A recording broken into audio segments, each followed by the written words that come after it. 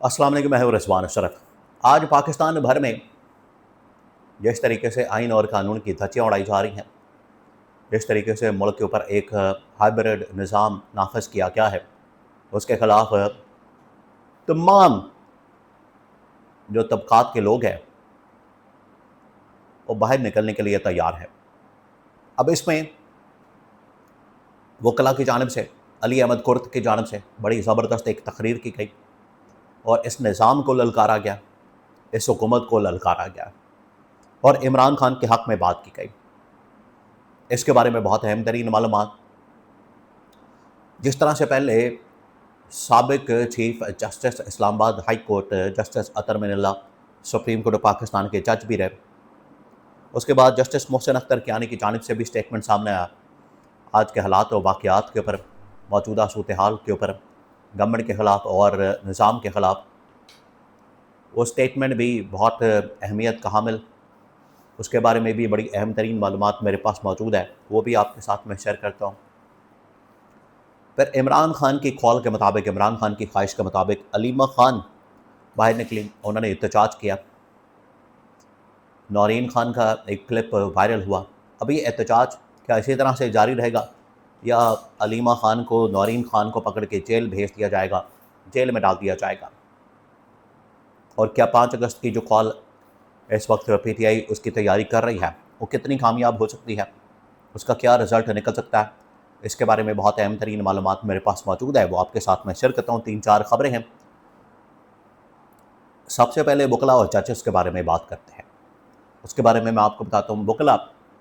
वकला की जानिब से एक बार फिर ऐसा लगता है कि उनको, उनका दिल तो कर रहा है, उनके अंदर ये ख्वाहिश तो है कि आज जो निज़ाम इंसाफ के साथ किया गया है, आज जो अदलिया के निज़ाम के साथ किया गया है, आज जिस तरीके से अदलिया का हशर और अदलिया का हाल और हशर नशर कर दिया गया है, उसके बाद हमें बाहर निकलने की ज़रूरत है।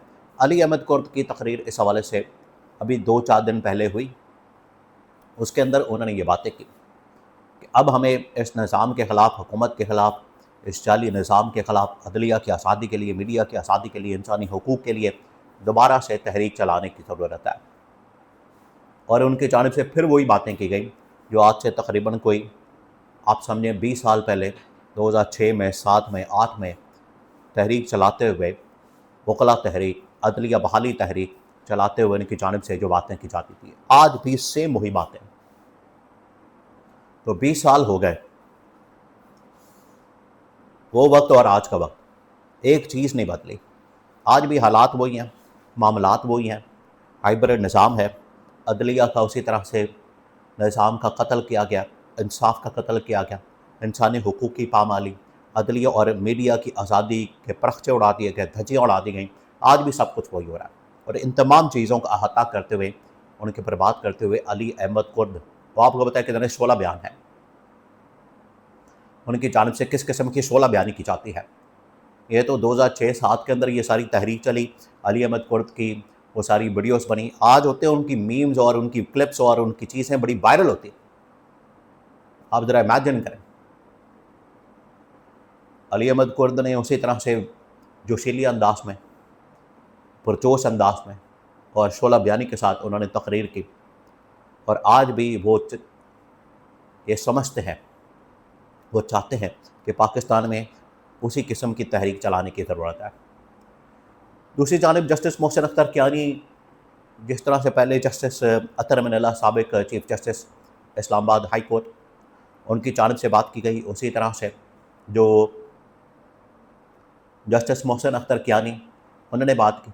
उन्होंने कहा कि आज निज़ाम बिल्कुल हाईजैक कर लिया गया, एक हाइब्रिड किस्म का निज़ाम है और ये जो निज़ाम बनाया गया है, ये इसने अदलिया को भी ख़त्म कर दिया। इसने 26वीं तरमीम, 27वीं तरमीम करके अदलिया को एक मातहत इदारा बना दिया और अच्छा वक्त आएगा तब ये तमाम बातें की जाएंगी, तब ये तमाम बातें, चीज़ें, हालात व वाक़यात, मामलात पब्लिक में रखे जाएंगे। उनकी जानिब से ये तमाम बातें की गई। तो जस्टिस मोहसिन अख्तर कियानी, उससे पहले जस्टिस अतर मिनल्ला, ये तमाम लोग, वकला, वो अब मैदान में आ चुके हैं। अब उनके साथ मिलकर एक तहरीक चलाने की ज़रूरत है और पीटीआई को ख़ास तौर पर लीड करने की ज़रूरत है। पीटीआई तो अभी सामने नहीं आ रही, लेकिन कम से कम जो इमरान खान की बहन अलीमा खान है, उनकी जानिब से अपने तौर पर अपने ताई एक तहरीक चलाई गई, एक रैलियाँ निकाली गई, एक पूरा लॉन्ग मार्च का या एहतजाज का माहौल बनाया गया खैबर पख्तूनख्वा के अंदर। वहाँ पर उन्होंने बड़ा ज़बरदस्त एहतजाज भी किया, प्रोटेस्ट भी किया। और अगर इसी को कंटिन्यू किया जाता है, इसी को आगे बढ़ाया जाता है, जिसके लिए अब 5 अगस्त के लिए पीटीआई तैयारी कर रही है, पार्टी की जानिब से अब फैसला किया जा रहा है कि ना सिर्फ हमने तहरीक चलानी है, धरना देना है, एहतजाज करना है, बल्कि अगर हम उस दिन अपने तमाम के तमाम नशस्तों से इस्तीफ़ा दे दें, कौमी असम्बली से, नेशनल असम्बली से, तो हम एक बहुत बड़ा इम्पैक्ट क्रिएट कर सकते हैं। अब ये डिपेंड करता है मौजूदा जो इस वक्त पीटीआई की लीडरशिप है, वो पीटीआई की लीडरशिप क्या करती है, पीटीआई की लीडरशिप की जानिब से क्या किया जाता है, ये अब सारा डिपेंड करता है इस बात के ऊपर। बाकी माहौल तो पूरा बना हुआ है और लोग भी चाहते हैं, जजेस भी चाहते हैं, पब्लिक भी चाहती है, अवाम भी चाहती है कि हम किसी तरह से बाहर निकलें, एहतजाज करें, प्रोटेस्ट करें। ये पब्लिक की जानिब से इस वक्त रिस्पॉन्स आ रहा है और अगर ये इसी तरह का एहतजाज किया जाता है, प्रोटेस्ट किया जाता है, तो फिर ही को फ़ायदा हो सकता है और इससे ना सिर्फ इमरान खान की रिहाई पॉसिबल हो सकती है, बल्कि जो आज के हालात वाक़यात हैं, मामलात हैं, उसका रिज़ल्ट भी सामने आ सकता है, उसमें बेहतरी आ सकती है, आवाम के हालात वाक़यात में बेहतरी आ सकती है और मौजूदा जो इस वक्त हाइब्रिड निज़ाम है, मौजूदा जो इस वक्त वो एक जाली निज़ाम है, इसका भी कोई बंदोबस्त किया जा सकता है। तो ये तमाम चीज़ें सारी डिपेंड करती हैं इस बात के ऊपर कि 5 अगस्त को अब क्या किया जाता है, 5 अगस्त को अब कौन सी तहरीक चलाई जाती है, ये सारा इस चीज़ के ऊपर डिपेंड करता है। तो अब सारा का सारा मामला आके रुक गया 5 अगस्त के ऊपर कि 5 अगस्त को क्या मामलात होते हैं। वकला भी, जजेस भी, साबिक जजेस, इमरान खान की बहन और पार्टी पीटीआई, अगर ये मिल जाए, एक पॉइंट के ऊपर आ जाए, एक नुक्ते के ऊपर आ जाए, तो एक इम्पैक्ट क्रिएट किया जा सकता है, एक इम्पैक्टफुल एहतजाज और तहरीक चल सकती है। इसके नतीजे में ना सिर्फ इस गवर्नमेंट का खात्मा, बल्कि इमरान खान की रिहाई भी अमल में आ सकती है।